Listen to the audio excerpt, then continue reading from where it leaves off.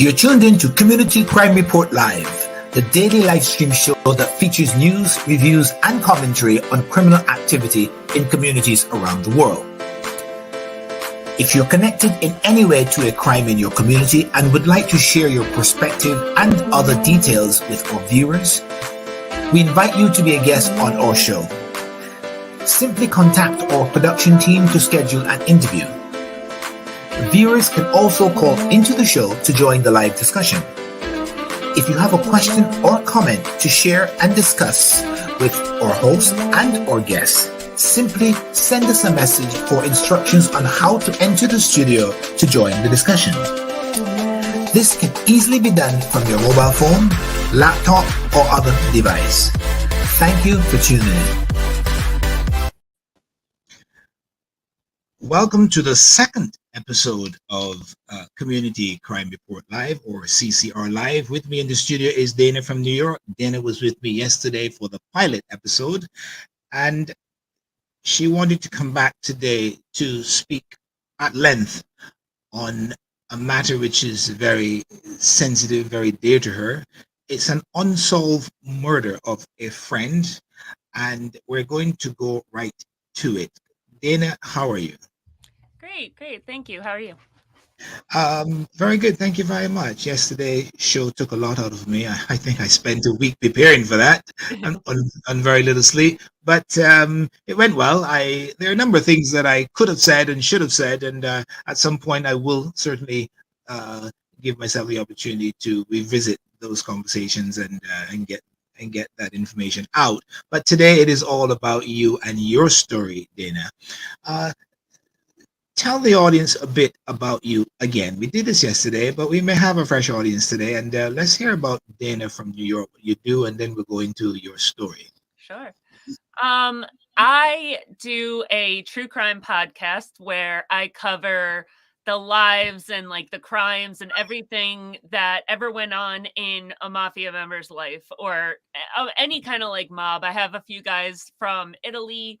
I have a few guys, I have one from Australia, all over the world. So any notorious gangster, I just go through their childhood, the crimes that they committed, the good, the bad, the ugly, everything about it. And yeah, I've been doing that for about a year and a half. It's been great. You know, I love doing it. I love doing the research. Yeah. I love everything that goes into it. And I have a lot of really awesome supporters. So, you know, I love like interacting with people in the comments and stuff like that. So it's good. Do you get to interview the gangsters from time to time?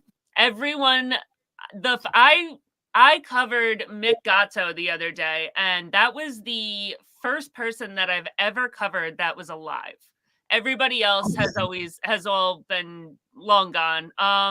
So I haven't interviewed anybody or had any kind of thing like that. I did go to Ohio the other day, and I was able to interview a few people related to the Leonardo family, which was really awesome.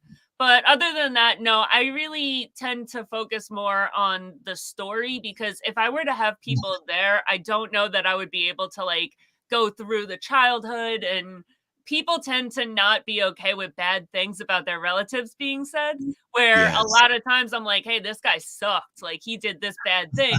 And if I had somebody in the studio with me, I wouldn't really be able to do that. So.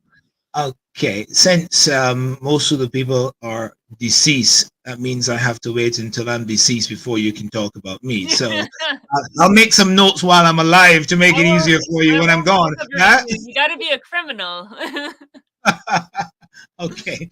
All right. Let's go to the story. Now, you have said to me that you want to talk about an unsolved murder, and I deliberately did not do any research because I wanted to come to this discussion with a fresh, untainted set of eyes and ears. And so I'll let you start, and then I will come in with questions, because I have a very curious mind, and when it comes to crime, I'm fascinated with crime as well. I think I've watched most of the crime documentaries and series, and I'm crazy about forensic science, and so I'm very inquisitive when it comes to this sort of thing. So Tell us all about this unsolved murder. Sure.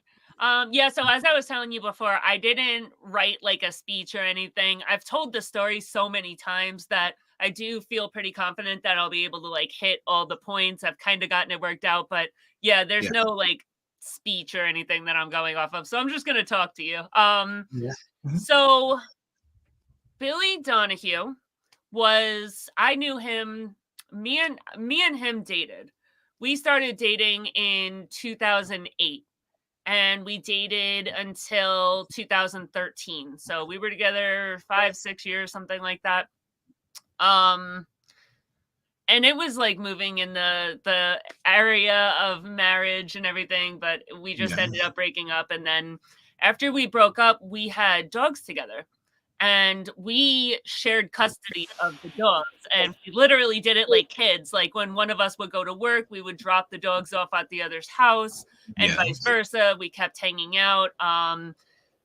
Billy, like I would give him letter, like whenever it was like his birthday, I would give him like, "You're my best friend, happy birthday." Like we were really, really tight. And it was only about a year and a half after we broke up that he died. So we did maintain a very strong relationship even after he died. Not after he died, after we stopped dating. It didn't like make us hate each other. So one day in November of 2015, I would say it was probably like the 3rd. I want to say it was like the 3rd because he died on the 5th. So November 3rd, he called me and he was like, "Hey, are you okay?" And I was like, "Yeah, I'm fine. Why?" He's like, "Well, because you just left my house and I got word that something bad happened. So I just wanted to make sure you didn't get like arrested or anything." I was like, "No, I'm fine. Why?" So turns out Billy, one thing about him, so he had this boss that I'm kind of like all over the place here, but he had this boss. He was working at a cab company and he was very like day by day, like he lived paycheck to paycheck. He was broke all the time. So his boss offered him a promotion, and this was like huge. He went out and like read textbooks, and he was going to learn everything about this promotion.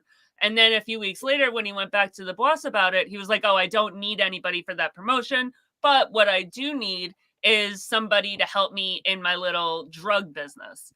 And now Billy hadn't ever been involved in like drugs or anything, so he had to be talked into it. And pretty much what he had him do, hang on, I'm just switching over to the comments. Okay.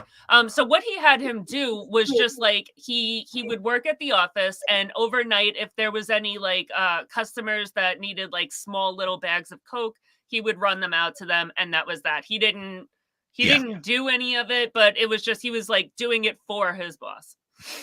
So it was like super safe. He had like his office had like a code to get in. It's not like anybody could rob him. And again, it was such small amounts and it was for this boss. So it's not like he's like got his own business, his own revenue going, you know? So that's going on. So now on November 3rd, he called me and asked me if I was okay. And now I don't do that. So when he called me, I was like, even if I would have gotten pulled over, I wouldn't get arrested. Like I'd be fine. So right before I had gotten there, I guess he had sold a small bag to somebody. And when they left, the girl, they got pulled over. I guess somebody was watching his house, a cop. And the cop was like, "Hey, do you have anything in here? Do you have any guns or drugs or anything like that?" And the girl pulls the bag out of her bra and she's like, "Yeah, I have this." And they're like, "All right, where'd you buy it?" And they're like, "Oh, we bought it at Billy Donahue's house." So he gets ratted out. And now, as I said, he's never been into like drugs or dealing or anything like that. So this one small thing that happens, he freaks out. He's like, "I'll never touch this again. I'll never do it again. This was the stupidest thing I ever could have done. I don't even really make a lot of money off of it. I'm done. I'm never touching it again." Okay, cool. 2 days later, I'm at work. I was working on Wall Street at the time, and I get a phone call, and they were like, everyone's freaking out because they're like, "Where's the dogs? Where's the dogs?" I was like, I think my mom has them. I'm at work. I have no idea. Billy might have them. I don't know. And the girl said, "Oh, Billy died. And I'm like, wait, what the fuck? What are you talking about? Billy died. What? Yeah. So now in my brain, at first I'm like, okay, he must have gotten into a car accident or Mhm. something. I get a call maybe like 10 minutes later, and my friend Guy tells me he got beaten to death. And I'm like, whoa, like we live on Long Island in New York, and murder isn't something that really happens around here. Like, very rare. I would say maybe like Suffolk County as a whole maybe has 50 murders a year. Like, I know that's not super small, but we live next to New York City. So compared to the numbers of New York City, that's very low. Can I interject? At Sure. various points, just one second. At various points, I'm getting some feedback actually here. Are you getting the feedback as well? Uh, you said you heard from a friend that he had died. How did that friend hear about it? So what had happened was that morning, around like 6 o'clock in the morning. So now he's working at a cab company. He's working overnight, and he was by himself in the office overnight. Now at like 6 o'clock in the morning, our friend Mike went into the office because he was taking over because they worked 6 to 6 shifts. So like Billy had been working since 6 o'clock at night. He was working overnight, and Mike came in to take over at 6 o'clock in the morning. When Mike walked in, Billy was dead on the ground. Um, he had told us that he thought that so Mike at first said it was an overdose. Mhm. And we didn't really understand why, but we're like, okay, that doesn't make sense though. Like, as soon as I heard that, I was like, no, that doesn't make sense. There's no way he didn't overdose. He doesn't do drugs. Like, there's no way this boy would overdose. This is my best friend. I spend every day with him. I know if he does drugs, he did not overdose. Turns out it was blood that he saw coming out of his mouth, that he had thought it was Yeah. vomit, which is what made him think it was an overdose, but it was blood. So once he calls it in, he calls 911, and they have like this big crime scene set up at the office. Now Yeah. people in the town start hearing that he was killed, and they start going to the office, and there's this like big crowd around the office. And like the cops went and they interviewed people there, and then I guess the cops kept bringing my name up, and they were like, we want to talk to Dana, we want to talk to Dana. So that's what made the girl call me and tell me. I see. How did he die? So the first word that I got was that he got beaten to death. Now I'm losing my shit because like that's horrific.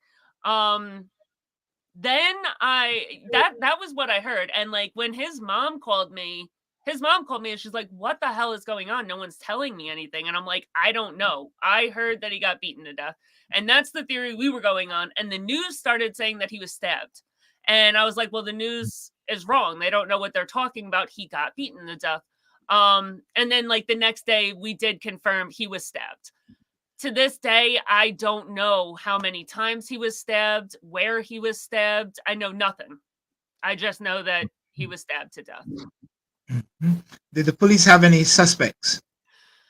So, honestly, I think I was the only suspect at first.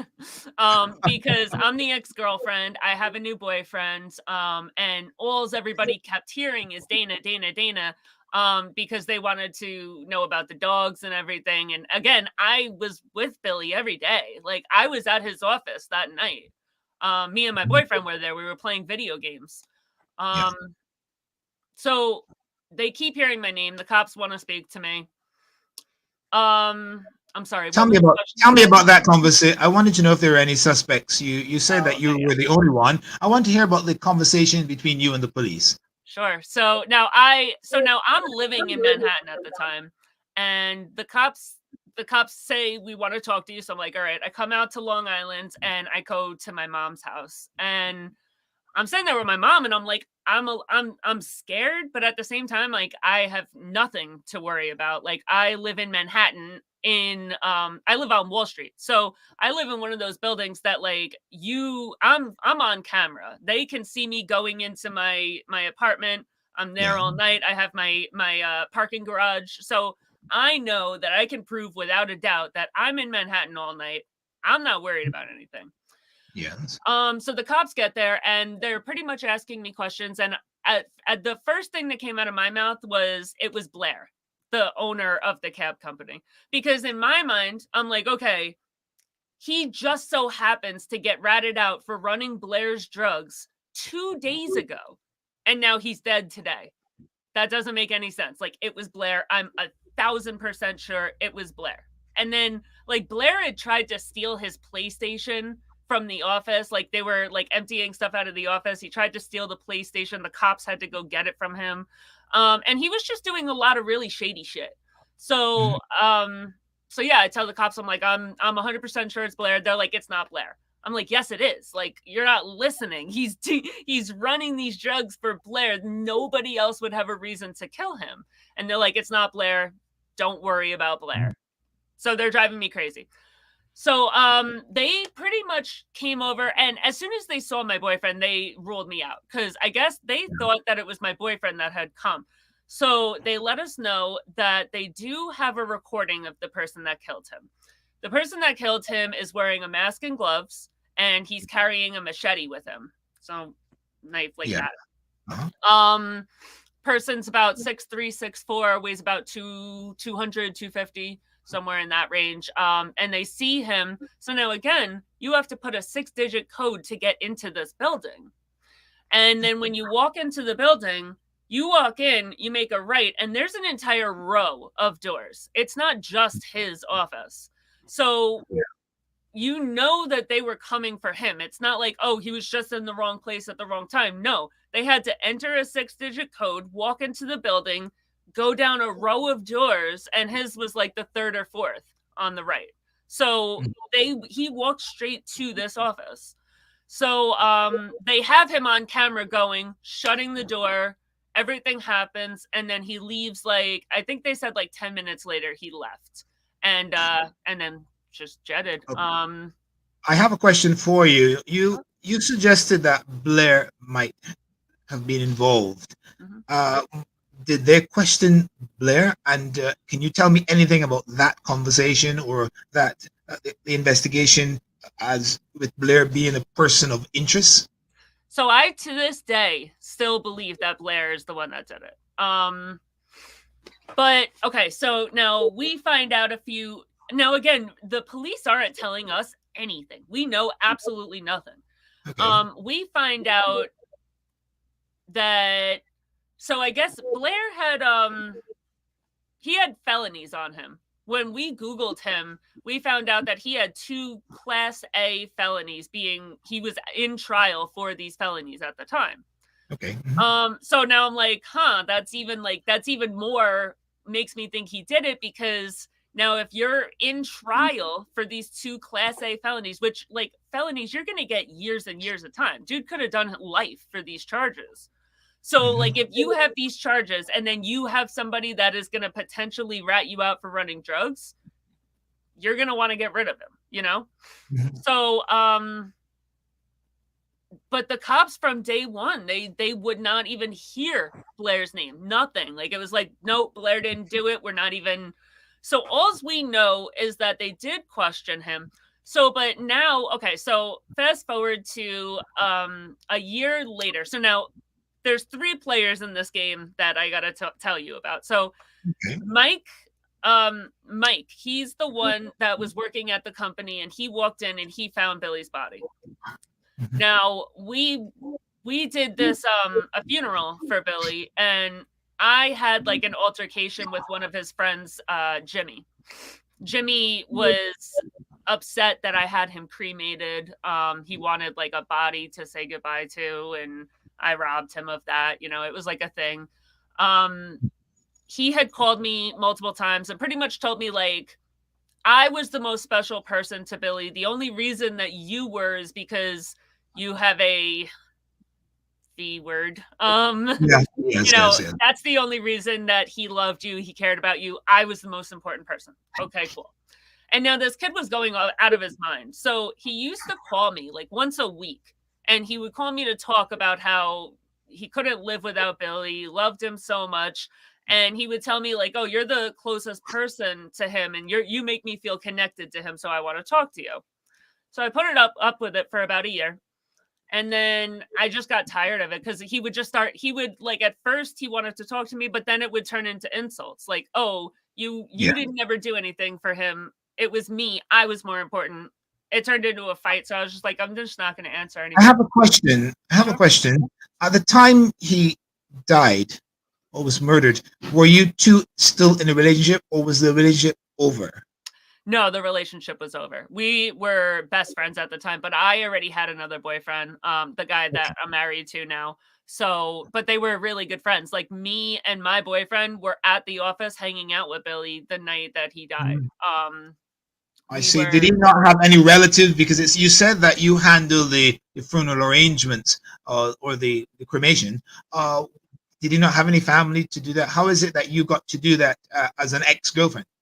So, me and Billy, like, I was the only real relationship in Billy's life. And remember, we only broke up about a year before he died. Okay.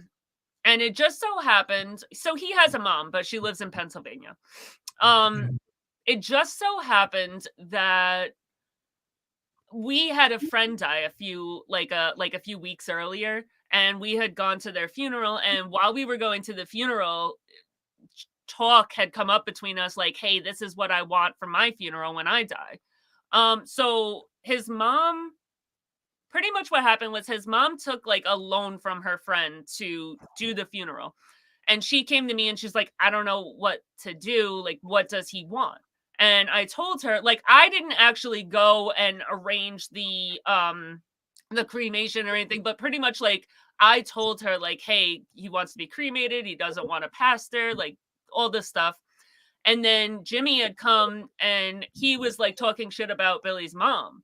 And I was like, well, I was the one that made those decisions. So if you're mad at anybody, be mad at me, because if you go to her and say something, we're going to fight. Like, this woman just lost her child. You're not going and saying anything to her. And that's how it turned into being against me. I see. So, but yeah, Okay. so she had taken a loan from her friend to get the money for the funeral. And then we put together a GoFundMe that raised like half the money. And then me and my parents gave her the rest. So we totally took care of the funeral. So. Okay, let's get back to the case itself. Tell me more about the investigation process. So I just wanted to mention Jimmy again, because he would call me and blah blah blah. He wanted to, you suck, blah blah blah. So I stopped answering the phone, and a year later he committed suicide. And he wrote a suicide note, and it pretty much said, like, I couldn't live without Billy anymore. I needed Billy, and Billy's not alive anymore. I couldn't do it anymore, so I had to kill myself. So while we're at Jimmy's funeral was pretty much Billy's funeral 2.0. It was the exact same people. They talked about the exact same thing because everybody knew Jimmy died because of Billy. Yeah. While we're at Jimmy's funeral, his mom tells us that they do know who killed him. It was a guy named Andreas Sanchez. Now, Andreas Sanchez is a man that had worked at the cab company earlier. We find out that, first of all, they have him on recording, I think like 2 days earlier. He was standing across the street screaming that he was going to gut Dan like a fish. Now, Dan was another employee there. He was like the manager type of thing. And this guy, Andreas, he had gotten fired, and I guess Blair owed him money for like working, and he didn't pay it. So now Andreas is mad. He's standing outside saying he's going to gut Dan like a fish. We also find out that he confessed. He confessed to 2 prostitutes, and told them, like, hey, I killed this kid. You see it on the news. He's bragging about it. And the prostitutes went to the cops and told them. But I guess because they're prostitutes, their character isn't strong, so they didn't really trust or believe him. Mike, the guy that found his body, he also died. So that was like 2 years after he died. So like a lot of people involved in the situation, they died. And it was just like overall, Mike went off the rails when Billy died and pretty much like developed a drug habit that he had never had before. And he ended up overdosing 2 years after Billy died. So honestly, I look at this as all 3 lives were lost the day that guy murdered Billy. So as far as the investigation itself, Andreas had driven to the office, went in and killed him, and the cops went to go take Andreas's car. Now, this car is a car that Blair had bought him about a week earlier, and the car goes missing. And they're like, well, we need it. The car is gone. Like, this dude, he brought it to a chop shop. We have no idea where the fuck that car went, and nobody ever found it. And the cops pretty much said that if they had that car, they would be able to charge him because like it probably had the blood and, you know, all that kind of stuff because he was covered in blood. So if they were able to find the car or the knife, they'd be able to do something. But because they were never able to find either one of those things, they were never able to do anything. Now, they had never relayed to me. I still, to this day, they never told me that it was Andreas Sanchez that killed him, even though I'm their point of contact. Like, whenever it was like, I don't know, 3-4 years ago that this girl had posted on Billy's Facebook that, oh, I know who killed you and I know why and blah, blah, blah. And the cops called me and they were like, hey, what was that about? We need to know. So like the fact that they call me about that stuff, but yet they've never said a word to me. According to the cops, I have no idea who killed Billy. It just so happens that his mom did share that information. So yeah, so I was never really able to ask them anything because they never talked to me and I never got any information out of them. So pretty much my theory on this whole thing is that Blair bought a car for Andreas. And I know Andreas is the one that did actually physically kill him. He's the one that was wearing the mask and went in and took a machete and took his life. I believe that Blair set Andreas up to do that. So pretty much Andreas went in and I don't think he planned to kill him. To be 100% honest, I think that Blair set him up to do that. And I think maybe he told him like scare him and he ended up killing him.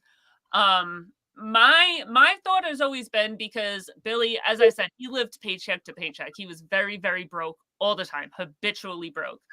And he had $300 on him. It was a car payment that he had to make to his mom. And he was 2 months behind and like she was about to repo this car. And he had the money in his pocket and he was going to bring it to the bank and give it to her the next day. And I think he had that $300 in his pocket. And this guy came in and told him, like, run your pockets. And Billy was like, no. And was just so attached to this $300 because he knew what would happen if he didn't have it. Even if it was like, oh, I got robbed, like he still would lose his car. And I think that he was so attached to that $300 that he wouldn't give it to him. And he ended up killing him for it. But so, yeah, he left the PlayStation in the office, which it was a PS4 and it was like brand new at the time. Like it had just come out and it was brand new, but the guy didn't take it.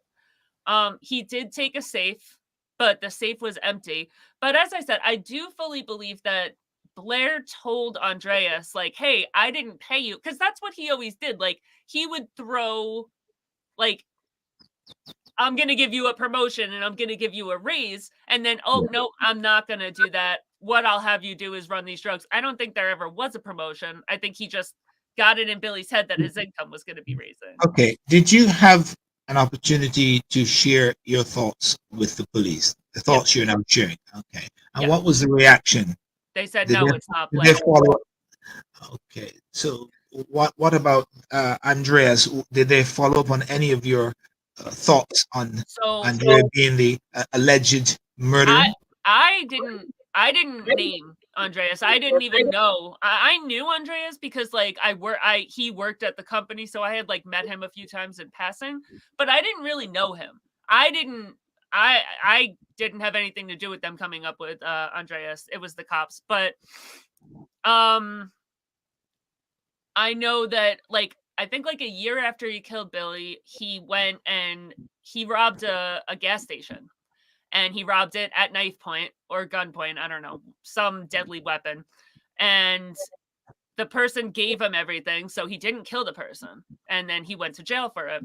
So he was in jail for 8 months. And while he was in jail, the cops were leaning on him like, oh, we know you killed Billy. We're going to prove it, blah, blah, blah, trying to get him to confess to this murder. And he never cracked. And he turned around to the cops and like pretty much said like, yeah, prove it. Do something. You ain't going to do shit. And he pretty much said like, I'm going to do this 8 months and then I'm leaving and I'm going to Mexico and you can't do shit.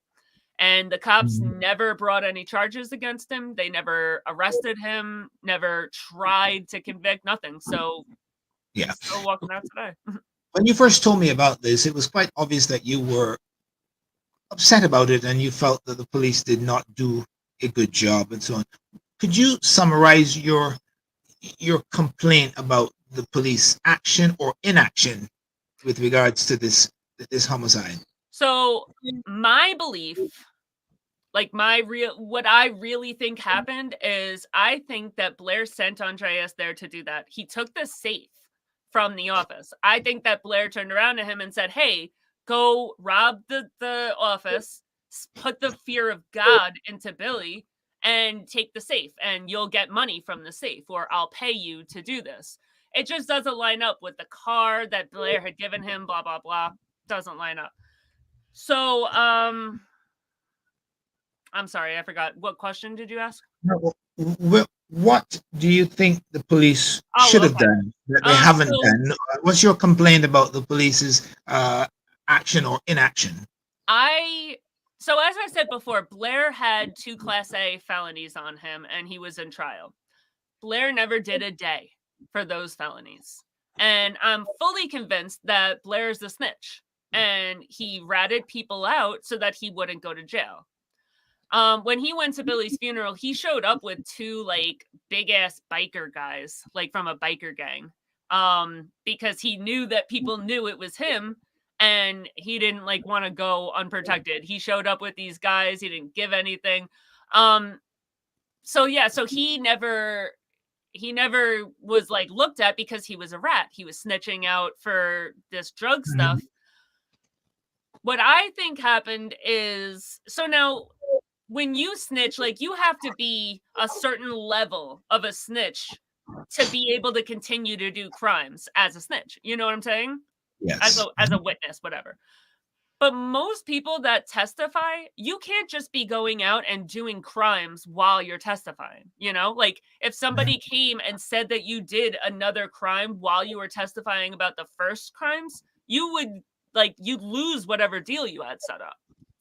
So that was my thought was, hey, he was scared that Billy was going to go and like, cause he thought that Billy was going to get arrested because he had been ratted out.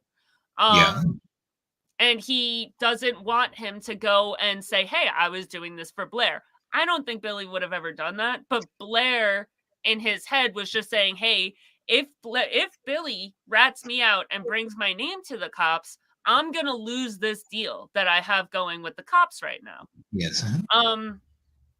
But the cops literally from day one, anytime we've said the name Blair, they just shove it off. And I think that they know that Blair had something to do with it. But they just wanted whatever information they were getting from him because he was testifying. He was cooperating with them. Yeah. And the thing is that it's not proved. Nobody ever put it on record that he was a rat. Nobody ever put it on record that he was anything. So I can't go to the cops and tell them like, hey, I know that he was working with you to get other people put in jail. I can't do that. So. Okay. What would you like to do about it? You're obviously concerned about it. When we spoke off air, what would you like to do about this? I would love to get a private investigator because I think that the cops could have done their job 7-8 years ago and they could have gotten Andreas. I would love to see Blair go to jail for it, but that's realistically never going to happen. But I would love to see Andreas in jail. And that'll never happen with just the cops investigating. So I would love to get a private investigator. It's something I've wanted to do forever, but I haven't been able to because it's like a lot of money for a private investigator. So I would love to raise the funds to get a private investigator and maybe be able to get Andrea Sanchez put in jail. Okay, well, hiring a private investigator can be expensive, and you have taken the initiative to set up a GoFundMe fund or account. I have. I've published it in the comment section on the page here, so that anyone who tunes into this can go there and simply click on it and see what you have published in terms of raising funds for this. You have very strong feelings about the situation and about who did it and who's connected. At the moment, it's your feeling, and but you need that investigator to find evidence to support your feelings. Right. Have you had any repercussions from anyone for stating out loud your feelings? So I haven't. To be 100% honest, I don't know anything. Like, for all I know, Andreas Sanchez is in Mexico or he's dead. I know nothing about. It wouldn't surprise me to find out that he's dead because he was a gangster. He was doing freaking gas station robberies and shit. Like, it would not surprise me if a gas station owner was getting robbed and put 2 in his chest, and I wouldn't be sad and I wouldn't be surprised. So I have no idea. And that's something that a private investigator would be able to find out. Like, who knows? Maybe they had some kind of information that Blair had nothing to do with it because he was in jail. Like, who knows? I know nothing, and that's the problem. None of us know anything. As I said before, I still don't know where he was stabbed. I don't know how many times he was stabbed. I don't know if he laid there dying for 2 hours. I know nothing. Now, this happened back in 2015. That's a long time ago. Yeah. Yet your emotions are still high as though it happened last week. Oh yeah. You've not let it go, and I don't think you'll ever let it go. But to be honest, I let Billy's death ruin my life for a really long time. Up until 4 years ago, like, I was in a black hole for like 5-6 years after he died. It destroyed me and I could not get out of it. And it got to the point that I ended up joining the army to try to do something different because my life was just a black hole because I couldn't get over it. And I went into the army and I handle it a lot better now, but I will never not think about him every single day. I will never not be furious about this and remember every single detail about it, because you got to think, when you have a murder like that, like, for the next, I would say 2 years, like every day I was talking to someone on the phone and we were talking about like, oh, well, it could have been this person. We had 10 different people that it could have been, just talking about it 24/7. So it's been 8 years, but it's still, I still, every year on his anniversary, I go to his office. We have like a little setup that we do with candles and pictures and stuff. And yeah, it never lessened. And everyone said that at first. It was like, oh, just give it time, you'll be okay. No, it never. What's happening in Blair's life now? What's happening to the business there? Is he still the owner? So that business, no. The day that Billy was killed, they took everything out of that office, which is when he tried to steal the PlayStation. But other than that, I have no idea. I don't know. Like, they don't. Andreas Sanchez had a MySpace. That's the last social media that he had. Blair, I know that he opened up another cab company at some point, but I can't find him online now, so I don't really know what he's up to now. And I just don't have the resources to know the answer to that. In every police department, there is a cold case or a section or for unsolved murders, etc. Do you know if there is such a section in the local police department? I do. So it was about a year or two ago that they went to Guy's house. And Guy is a really good friend of mine. And Guy was one of Billy's best friends. They were together all the time, and they had actually talked the night that Billy died. They talked I think 2-3 hours before he died. And I guess because they had talked on the phone, Billy called Guy as he was dying. And we know that because the cops came a year or two ago and was questioning Guy about why Billy called. And it was a burner phone that Guy had gotten rid of. I guess the day that he found out that Billy died, he smashed the phone. So he doesn't know if there was a voicemail. He doesn't know anything about it. And because it was a burner, he never had access to go back into that.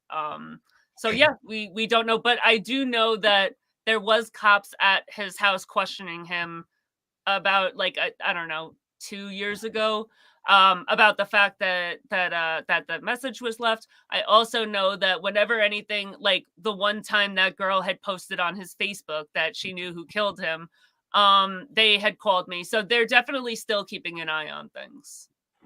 Okay. Well, is there anything else you would like to share with us about this situation? I'm going to do a call to action to anyone listening who may know anything about this case to reach out to me or to you, and hopefully you can get some traction after all these years. I hope the police department is going to look into it as a cold case. This is a very active part of police departments, the cold case section. If you're fortunate enough to raise the funds to find a private investigator, that obviously is a way to go. And let's see whether or not we can get enough publicity about this that you can raise some funds to do so. Before we bring this episode to a close, is there anything else that is relevant that we should get out now about this that you want to share? So I know that Guy had reached out to the police about a month ago and was trying to ask the cops about Andreas, because we saw something online that said that he might be dead. So he reached out to the cops pretty much just to ask them hey, did this person die or anything? And the cops wouldn't return his call. So I don't know at this point if it's even on their radar, if they're doing anything about it. Honestly, I hate the fact that this little amount of drugs gets involved in the case, because I think that's why the cops brushed it off so fast, because it was oh, well, people were bringing up the fact that, sorry, you have a banner on the bottom. Okay. Sorry, I got distracted. No problem. But yeah, the cop, I think that even after it happened, there was this girl that got on the news and was oh, that was a shady place. There was somebody yelling a few days earlier across the street, and I think it was a drug den. And because Billy had done this for a month before he died, the cops just kind of brushed it off as oh, a drug dealer died. And that's not who Billy was. Billy was the most passionate animal supporter I ever met. He was the biggest, the most caring. He's the only person in the world. We were best friends after we dated for 6 years and broke up. He was an amazing person. And I don't think it's fair to quantify his entire life into something that he was doing so that he could scrape by to pay the rent for a month before he died. I would love people to remember him as an amazing person that was at work one day when it got robbed and he was brutally killed, not as, oh, he's some low-life drug dealer that was just, that's what happens to drug dealers. Okay, it is quite obvious that, well, Billy was very close to you, and you're very bitter about this. So before we bring this to a close, I want to bring up a few pictures you shared with me of Billy and yourself.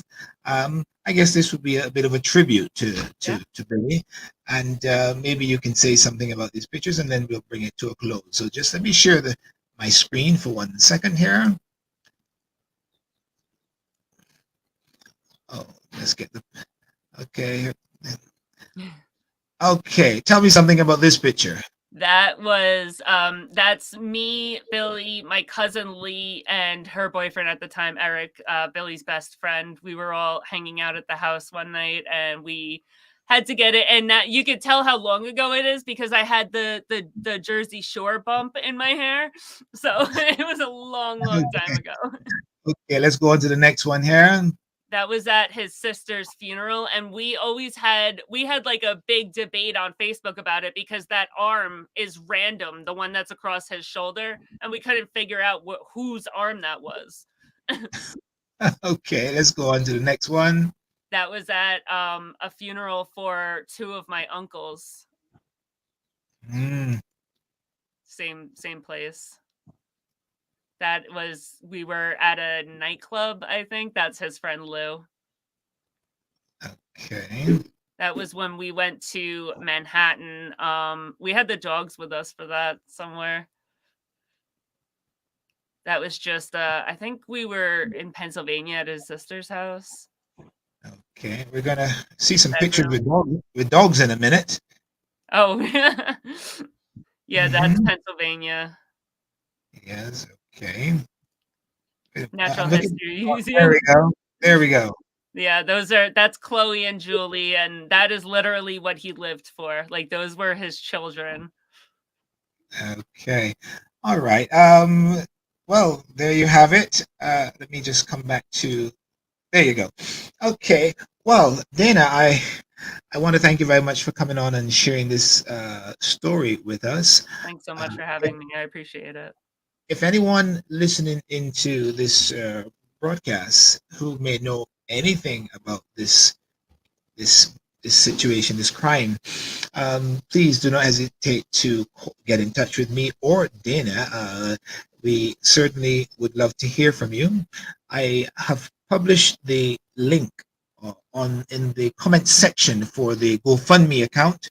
I just created it, so there's not too much to it. It's obviously accepting donations as of now, but I will be going in and like polishing it up, putting more information in it, stuff like that. Okay, very good. So give her your support, and if there's any development in the future about this situation, please let us know. I'd love to mention it again in one of the special reports. Ever so often, we're going to be doing special reports on the Community Report Live. I'm now putting some things in place so we can start our normal programming where our crime reporters will come onto the show and talk about criminal activity of recent in their respective markets or wherever they have published them from. And if you're interested at any time in being a guest on our show, we would love to have you. If you are at the center of any criminal activity, if you're a victim, if you're a witness, feel free to reach out, and we would love to have you on the show as a guest. If you are a company owner and would like to promote your products and services on our live stream, get in touch and we'll send you all the relevant details. I want to thank you very much for tuning in. Dana, thank you very much for sharing your story with us, and we will speak again offline shortly. Sure. Have a wonderful day. Thanks so much. Bye, guys.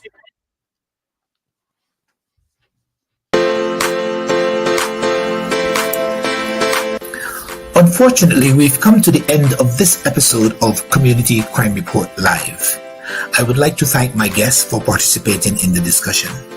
I also thank the viewers for tuning in and giving us an audience. If you are a victim, a witness, a law enforcement officer, a crime reporter, or in any way connected to a crime, and would like to share the details with our viewers, we would love to have you as a guest on our show. Simply contact us to schedule a date and time to join me in the studio. If you are a business and would like to support our initiative to boost crime awareness and safety in your community, we invite you to become a sponsor of CCR Live. We will feature your 30-second video ad on our show to promote your products and services to our viewers worldwide. I'm your host, Charles Lewis. Bye for now. Have a wonderful day.